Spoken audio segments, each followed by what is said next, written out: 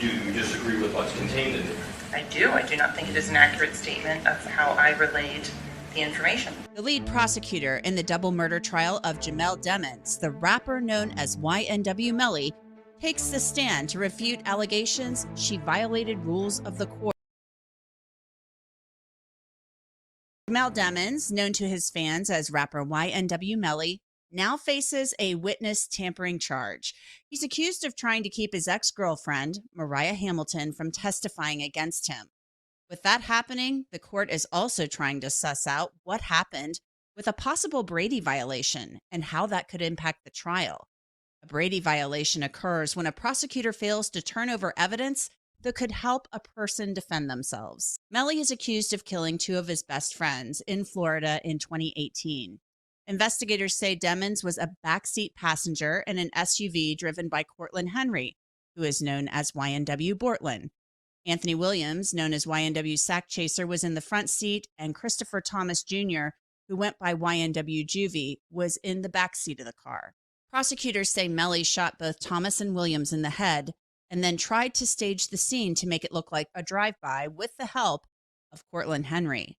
But forensic analysts say the evidence points to someone in the car being the shooter, specifically somebody sitting in the back seat on the driver's side. A jury couldn't reach a verdict after the first trial last summer. Cortland Henry's murder trial is now scheduled for January. He does not face the possibility of the death penalty as Jamel Demons does.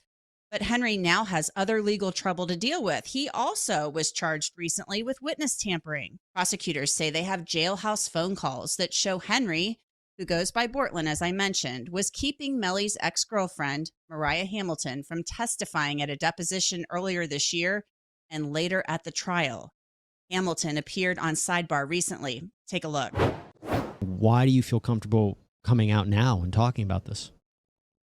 Because I just want people to know that I'm not running because of like any money or anything like that. It's because I don't want to go to jail for something that I did. I don't want to go to jail for something that I didn't do or something that I'm not a part of. I just feel like people's looking at my side of this. They're looking at me wrong. Hamilton, of course, is viewed as a key witness for the prosecution because MELLY FaceTimed her after the shooting, according to a prior statement she gave to detectives. And new records filed in Bortland's case show that he had conversations with Mariah's mother, Felicia Holmes, via Instagram, apparently in 2020. In one of those conversations, Holmes wrote, "I'm letting you know he confessed. He told everything, and we know, so I'm going to the detective." In another message, Holmes wrote about her daughter, "Just leave her alone. You all have ruined enough lives. Let her live hers. She don't need his money."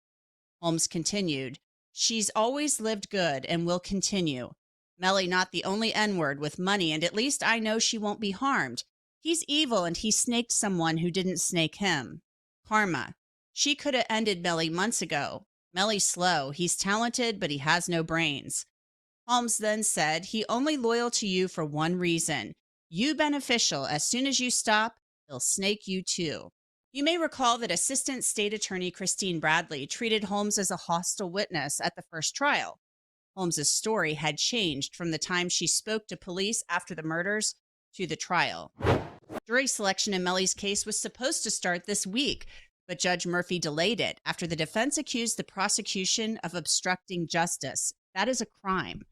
The defense has accused the prosecution of not turning over information that lead detective Mark Moretti had been accused of being willing to lie as he gathered evidence. This involved something that happened when Moretti seized a cell phone that belonged to MELLY's mother, Jamie King. The defense is making a big request here. They're asking the judge to remove the Broward County State Attorney's Office from the case or dismiss the case entirely. But your motion indicates, or your response indicates, that the elected state attorney committed obstruction of justice, attempted witness tampering, and a felony pursuant to 838. Absolutely. The state attorney. Absolutely. The state attorney, the elected official, Harold Pryor, we have good faith belief that he sat on this. Well, you have more than that. You're saying you have probable cause. I think there may be probable cause based on. I think there may be probable cause.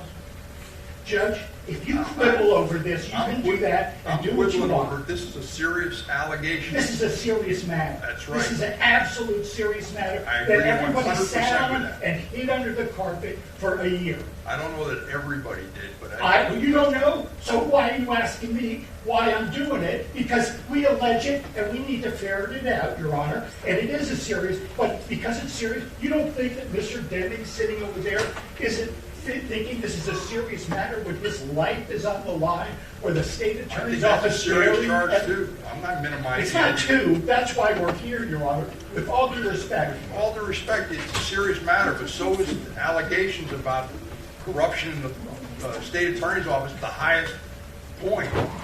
Now, Benjamin seemed to call out Judge Murphy, basically saying he didn't look interested in discussing this issue. When there is an allegation against the lead detective in a first-degree murder case that he lied in front of a career prosecutor that's brought to the attention of the elected official, they can't hide under, we don't review every Brady violation. This went all the way to the top of their office the day it happened, and they did nothing, I believe. And I believe that violates that statute. And I believe that in and of itself, based on one person's sworn testimony, is probable cause. But, Your Honor, I believe, based on your body language, with your arms crossed and a scowl on your face, looking at us like we did something wrong, should be much I more. think this is really serious. This is so serious. Assistant State Attorney Michelle Boutros works for Broward County. She testified that she was in a conference room with lead detective Mark Moretti and Jamie King when Moretti wanted to seize that cell phone as he investigated her for witness tampering. Moretti wasn't in his jurisdiction, but took the phone away from King, according to Boutros. Boutros overheard Moretti ask a Broward County deputy to lie about being in the room when he served the warrant. Robert Trackman, King's attorney, was also in the room. Detective Moretti said to Deputy Morrell, "You need to say you were here when I served that search warrant." And it was kind of like an awkward moment. Someone described it just kind of getting punched twice in the head. So there's a search warrant that gets served, and I'm like, what's going on? And then the next thing, he's asking this deputy to lie for him. And again, I'm like this is like, I'm in the twilight, so I'm like, this can't really be happening. Deputy Gorell didn't say anything of any substance. I think he said, "Is there anything I'm needed for anymore?" or something like that. I don't remember if he said anything at all. It was just a very awkward moment after Detective Moretti said that to him. And you specifically remember what was said? I vividly remember what was said, yes. For their part, prosecutors said the whole exchange was a joke and irrelevant. Lead prosecutor Kristine Bradley says the actual wording of what happened has been twisted. Do you disagree with what's contained in it? I do. I do not think it is an accurate statement of how I relayed the information. The first sentence indicates that the lead ASA assigned to this matter relayed to SAO administrators that she spoke with Detective Moretti. Well, please, Sorry. I talk fast. That she spoke with Detective Moretti in regards to this incident, and that Detective Moretti explained that his statement to Deputy Gorell was a joke. Okay. So, is that true that Detective Moretti said to you that what he said was a joke? No, what was intended to be conveyed was that Deputy Gorell, his response was flippant in nature. That was the joking aspect of it. Jamie King filed a complaint against Mark Moretti for allegedly using force against her. When the defense found out about this, they said it was a Brady violation. Now, the judge said he would rule on this at a later date, and more hearings are scheduled for this week. So it's not clear when jury selection will begin at this